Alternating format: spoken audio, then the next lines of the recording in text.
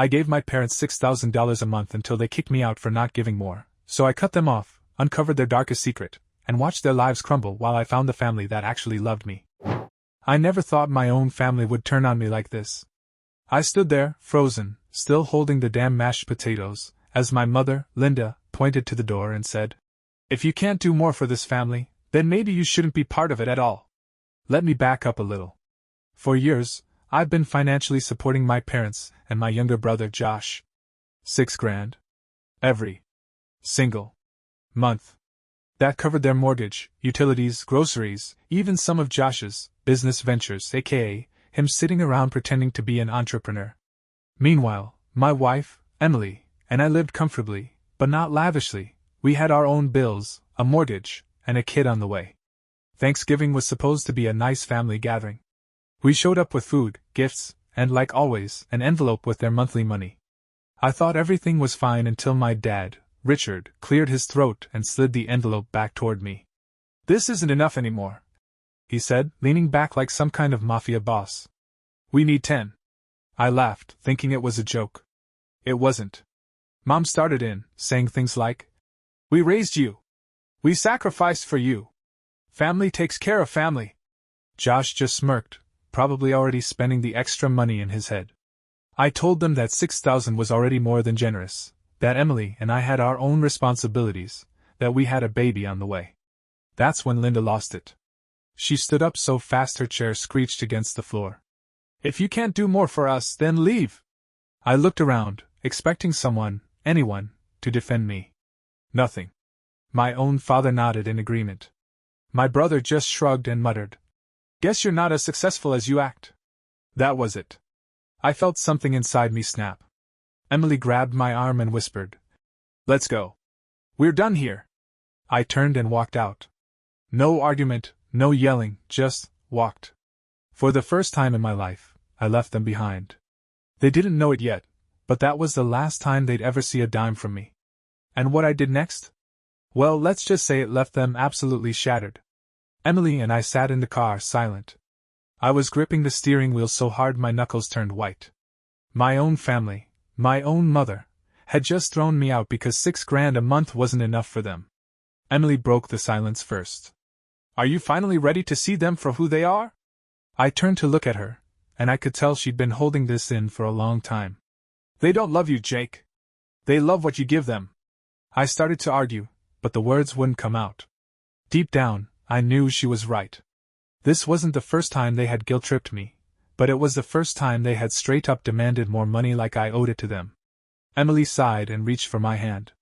"You're an incredible husband. You're going to be an amazing dad. But you need to stop being their wallet." That hit me hard. She wasn't wrong. And then she asked me the question that completely flipped my mindset. "If we suddenly needed help, do you think they'd give us a dime?" The answer was obvious. No. Not a chance. We drove home in silence, but my brain was on fire. I wasn't just angry, I was done. Done with being manipulated. Done with being used. The next morning, I made a decision that would shake my family to their core. I woke up feeling different. Lighter somehow. For the first time in years, I didn't feel obligated to fix my family's problems. Emily was still asleep, so I slipped out of bed, grabbed my laptop, and got to work. First, I went straight to my bank app and canceled every automatic transfer to my parents. No more mortgage payments. No more utility bills. No more free cash for Josh's non-existent business. Then I wrote a message in the family group chat. "Jake. Hey, just letting you all know that I've decided to stop all financial support.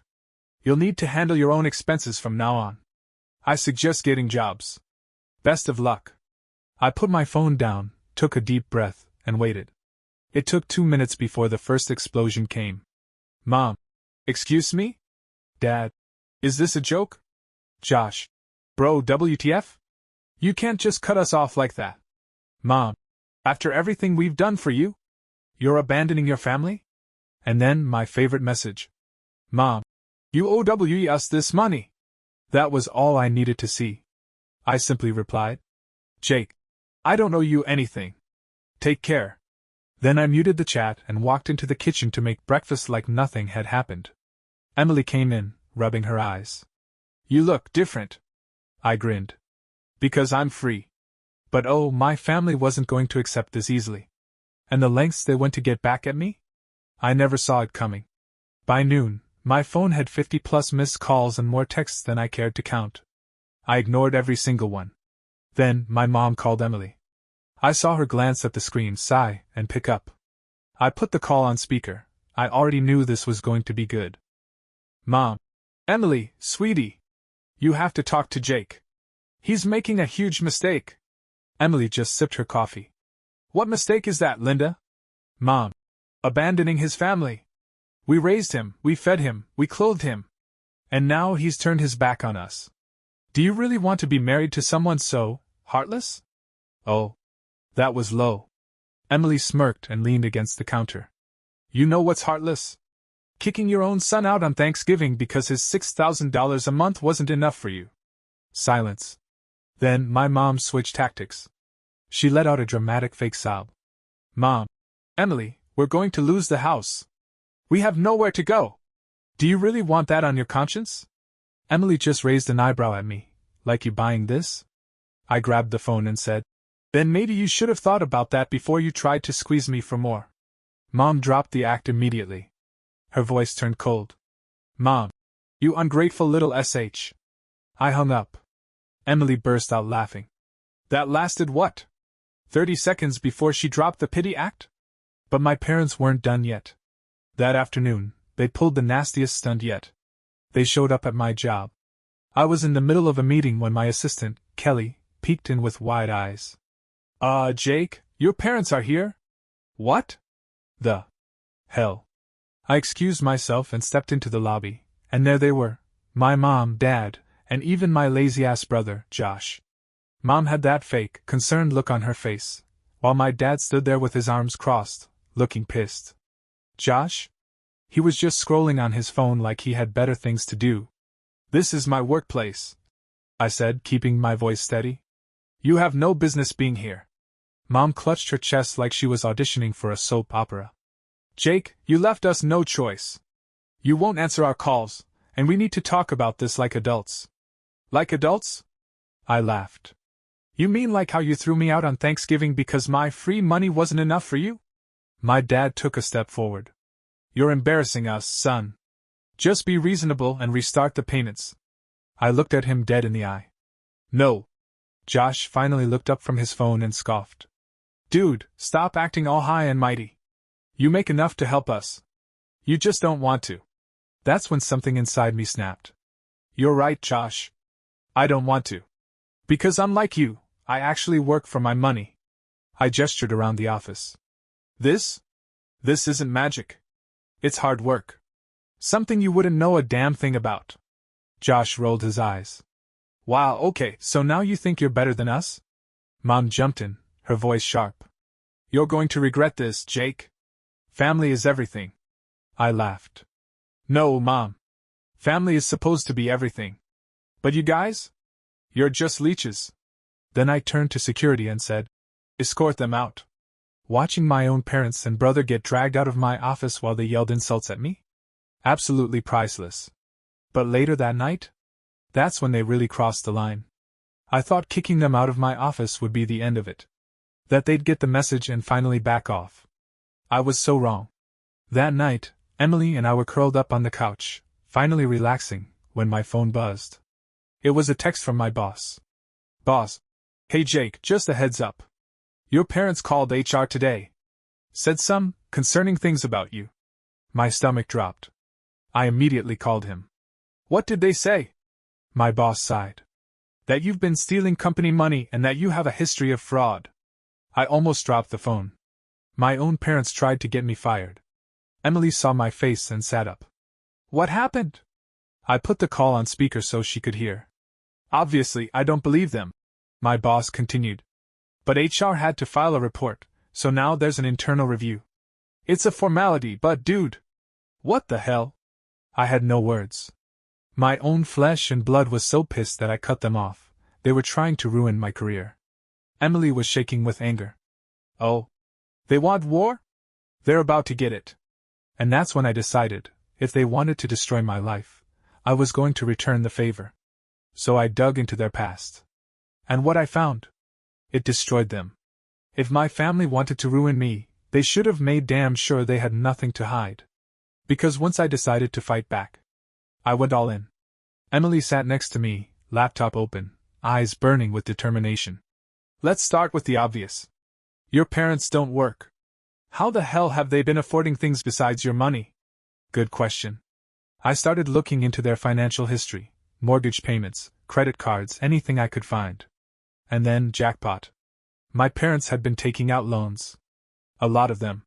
Not only that, but my dad had been using my name on a few of them. Identity fraud. Emily's jaw dropped when she saw the documents. Jake, this is illegal. Like, seriously illegal. But that wasn't all. Josh, my lazy, wannabe entrepreneur brother? He had a criminal record. Apparently, he had been caught running online scams a few years ago but got off with a warning. Everything was right there. They weren't just leeches, they were criminals. Emily looked at me, her eyes full of fire. You know what you have to do. I did. The next morning, I made 2 calls. One to my lawyer. And one to the police. If my family wanted war, they just lost. I never thought I'd be the guy to turn his own family in. But after what they did, I had no regrets. The morning after Emily and I uncovered everything, I met with my lawyer, Greg. He skimmed through the documents, eyebrows rising higher and higher. Jesus, Jake. Your dad committed full-blown identity fraud. And your brother? This guy's one step away from actual prison time. I leaned back in my chair. So what can I do? Greg smirked. Oh, we can do a lot. First, Greg helped me lock down every account associated with my name. Bank? Locked. Credit? Locked. Any loans my dad took out under my name? Reported for fraud. This meant everything they had built on my money was now collapsing. And then came the fun part. I sat in the police station, heart pounding as I handed over the documents. The officer flipped through them, his face unreadable. Then, he let out a low whistle. This is bad. Your father's looking at serious fraud charges. Your brother? If we connect him to any more scams, he's screwed. Good, I said. Arrest them. The officer nodded and made a call. And just like that, it was done. I didn't tell my parents what I had done. I let them find out the hard way. That night I got a text from my mom. Mom. Jake, what did you do? Police came to the house. Then another from my dad. Dad, you think you can do this to us? We're your family. And my favorite? Josh. Bro, WTF, did you tell them? My accounts are frozen. You ruined me. I took a deep breath and replied with one final message. You did this to yourselves. You stole from me, tried to destroy my career, and used me like a piggy bank. I owe you nothing. This is the last time you'll ever hear from me. Enjoy the consequences. Then I blocked every single one of them. A few days later, I got confirmation. My dad was arrested for fraud. Josh was under investigation for online scams. Their house? Being seized by the bank because they couldn't pay the loans anymore. Mom tried everything, calling relatives, begging for money, but no one wanted to help. They were completely, utterly screwed. And me? For the first time in years, I was finally free. But just when I thought it was all over, they did something so insane, so desperate, I couldn't believe it. I thought that was it. That they'd finally face the consequences and leave me alone. I underestimated how desperate people get when their world crumbles. It started with Emily's car. She went outside one morning and came back shaking. Jake, my tires are slashed. I ran outside. All 4 tires. Completely destroyed. No note. No message. Just a clear warning. I checked the security cameras, and guess who I saw creeping around our driveway at 3 a.m.? Josh. That was enough. I called the cops again. They found Josh a few hours later at some cheap motel, drunk, high, and already wanted for violating his probation. They hauled his ass in. But the real nightmare? Mom. 2 days later, I was at work when Emily called me, panicked. She's here. Who's here? I asked, already feeling sick. Your mother. She's pounding on the door, screaming. She won't leave. I tore out of the office, broke every speed limit, and got home in record time. And there she was, standing on our porch, sobbing like a lunatic. As soon as she saw me, she fell to her knees and grabbed at my legs. "Jake, baby, please! I have nothing. They took the house. Your father is gone. Josh is in jail. I have nowhere to go." I felt nothing. Not pity. Not sadness. Just exhaustion. "That's not my problem," I said coldly. Her head snapped up, her face twisting in pure rage. "How can you do this to your own mother? I gave you life. You owe me." I stepped back and looked her dead in the eye. "I owe you nothing." Then I pulled out my phone and called the police. She heard me give them my address and lost it. She started screeching, grabbing things off the porch and throwing them. Emily locked the door just as a flower pot smashed against it. 5 minutes later, cops pulled up. "Mom?" She was still screaming. They cuffed her right there on my lawn. Trespassing. Vandalism. Disturbing the peace. As they dragged her away, she shrieked, "You'll regret this! I'm your mother! You can't just throw me away!" I just watched. Expressionless. Then I turned to Emily and said, "Let's go inside." I was finally done. No more second chances. No more guilt. No more them. But there was one last surprise waiting for me. And this one? It changed everything. I thought I had seen it all. That my family had burned every last bridge. But then, I got a letter. It showed up in our mailbox 3 days after Mom's arrest. No return address, just my name scrawled in messy handwriting. Emily and I stared at it. "You gonna open it?" she asked. I sighed and tore it open. Inside was a single page, covered in rushed, shaky handwriting. It was from my Aunt Karen, Mom's older sister. "Jake, I don't know if you'll read this, but you need to know the truth about your parents. There's something they never told you. Something big. And after everything they've done, I can't keep quiet anymore. Call me. Please." My stomach dropped. Emily read over my shoulder. "What the hell does that mean?" I had no idea. But there was only one way to find out. I grabbed my phone, found Aunt Karen's number, and hit call. She picked up immediately. "Jake. Thank God. I was hoping you'd call. What's going on?" I asked, already dreading the answer. She took a deep breath. And then she said something that rocked me to my core. "Jake, Richard isn't your real father." I swear my heart stopped. "What?" "Your mom had an affair," she said. "A long time ago. She got pregnant. Richard knew, but he agreed to raise you as his own, on one condition." I swallowed hard. "What condition?" There was a pause. Then, her voice dropped to a whisper. "That when you became successful, you take care of them. That was the deal, Jake. You were their retirement plan." I felt like I had been punched in the gut. All these years, the guilt, the pressure, the way they drained me dry, it was all part of their plan. I was never their son. I was an investment. Emily's hand found mine. I didn't even realize I was shaking. "Jake?" Aunt Karen asked softly. "Are you okay?" I took a deep breath. And for the first time in my life, I felt completely free. "Yeah," I said. "I finally am." But before I could hang up, Karen said one last thing. "There's one more thing you should know. Your real father, he's been looking for you." And just like that, everything changed. I sat there, gripping the phone, my mind spinning. "My real father, what do you mean he's been looking for me?" I asked. Aunt Karen sighed. "Jake, your mom cut him out completely. He never got a chance to know you. But a few years ago, he started asking around, trying to find you. He even reached out to me, but your mom threatened to ruin my life if I told you." My heart pounded. "Who is he?" "His name is Daniel Carter." That name meant nothing to me. And yet, it was everything. "Where is he now?" I asked. "Last I heard, he's in Seattle. He's been trying to reach you for years, Jake. He even left letters, but your mom intercepted them." I felt sick. She had stolen more than my money. She had stolen my father. Emily squeezed my hand. "You need to find him." She was right. That night I sat at my laptop, digging. I searched his name. Scanned old addresses. Looked through public records. It took hours, but finally, I found an old business listing. Daniel Carter, carpenter. Seattle, Washington. I stared at the screen. My father, a real person. Not some myth. Not a monster like Richard. Emily leaned over my shoulder. Are you going to call? I hesitated. What if he didn't want me? What if he had moved on? Finally, I took a deep breath and dialed. It rang. Once.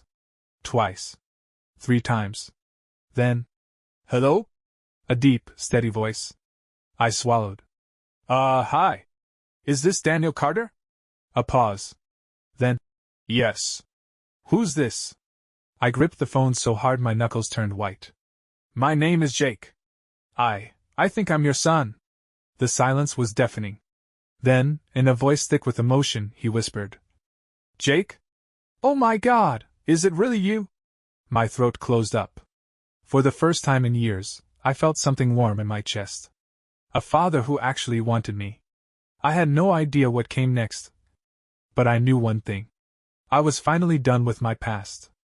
And for the first time in my life, I had a future. I didn't sleep that night. How could I? I had just spoken to the man I never knew existed. Daniel, my real father, was in shock. His voice had cracked when he said my name. He kept whispering. I never thought I'd get this chance. We talked for hours. He told me he had tried everything to find me, but my mom had cut him off at every turn. He sent letters, tried hiring a private investigator, even reached out to old friends, but Mom and Richard made sure I never knew. I told him everything, about them using me for money, about how they turned on me, about how I finally cut them off. He listened in silence, and when I finished, he let out a heavy sigh. I'm so sorry, Jake. I should have fought harder. I didn't know what to say to that. It wasn't his fault. Then he asked, Can I see you? And just like that, my world shifted again. The next day, Emily and I booked a flight to Seattle. I was nervous as hell. What if he was disappointed? What if I didn't feel anything? But the second I walked into that coffee shop and saw him sitting there, I knew. He stood as soon as I walked in. He looked older than I expected, gray in his beard, deep lines on his face, but his eyes were mine. He swallowed hard. Jake? I nodded, my throat tight. And then, he hugged me. Not a stiff, awkward hug. Not the fake affection I was used to. A real, bone-deep, father-to-son hug. I had never felt that before. And damn it, I broke down. I had spent my whole life begging for love from the wrong people. And here was a man who had loved me before he even met me. Over coffee, Daniel told me everything. He and my mom had been together for years. He loved her. Thought they'd get married. Then she cheated on him. With Richard. When she got pregnant, she admitted the baby wasn't Richard's. But Richard wanted a free ride. He saw potential in my mom's situation and said, I'll raise him, but when he makes it big, he takes care of us. My mom agreed. They had planned to use me before I was even born. Daniel's voice shook as he told me this. I wanted you, Jake. But she shut me out. I tried for years, but she always found a way to keep me away. I felt like my whole life had been a lie. Emily squeezed my hand. Jake, I think you just found your real family. Daniel smiled at her, then looked at me. I know I can't make up for lost time. But if you'll have me, I'd like to try. And for the first time in my life, I felt it. Real family. Real love. No conditions. No price tag. Yeah, I said, voice thick with emotion. I'd like that too. But just when I thought I was finally free of my past, my mom did something so insane, it nearly ruined everything. Just as I was finally finding peace, my mom found me. Emily and I were still in Seattle when my phone buzzed with a restricted number. I ignored it. Then Emily's phone rang, same deal. Then Daniel's. He answered. Hello? Silence. Then, her voice. Daniel, you son of a bitch. You stole my boy. I grabbed the phone. How the hell did you get this number? I snapped. Mom laughed, but it wasn't normal, it was unhinged. Oh, baby. You think you can erase me? You think you can run to that deadbeat and replace your real family? I was done. You were never my family. You were my owners. Silence. Then she whispered. You'll regret this. Click. I stared at the phone. Emily's face was pale. Jake, what is she going to do? I had no idea. But I knew one thing. She wasn't finished yet. I didn't have to wait long to find out what Mom was planning. The next morning, Daniel's house was vandalized. Spray paint across the garage. Thief. Homewrecker. Liar. The front yard? Trashed. Garbage everywhere. Broken glass on the driveway. I knew exactly who did it. Daniel just sighed, rubbing his temples. Linda always was dramatic. Emily grabbed my arm. Jake, this is getting dangerous. What if she escalates? I called the police, filed a report, and gave them my mom's name. But without proof, there wasn't much they could do. That night, my phone rang again. Blocked number. I answered. You did this, Mom hissed. You turned on your real family for that loser.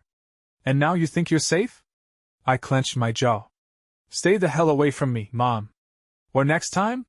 I press charges. She let out a low, bitter laugh. You always were an ungrateful little shit. Click. That was the last time I ever heard her voice.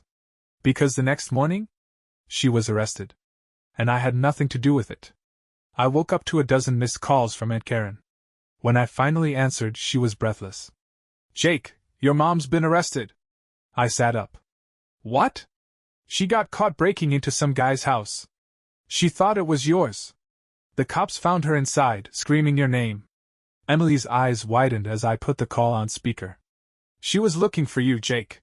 She snapped. I didn't know whether to laugh or feel sick. Mom had completely lost it. Her downfall was complete. Josh was still in jail for violating his probation. Richard was facing fraud charges. Now Mom was behind bars for breaking and entering. And me? I was free. For the first time in my life, I didn't feel trapped. No more guilt, no more obligations. Just my real family, Emily, our unborn child, and the father who actually wanted me. As I sat back, taking it all in, Daniel clapped a hand on my shoulder. Welcome to the rest of your life, son. And for the first time ever, I knew I was exactly where I was meant to be.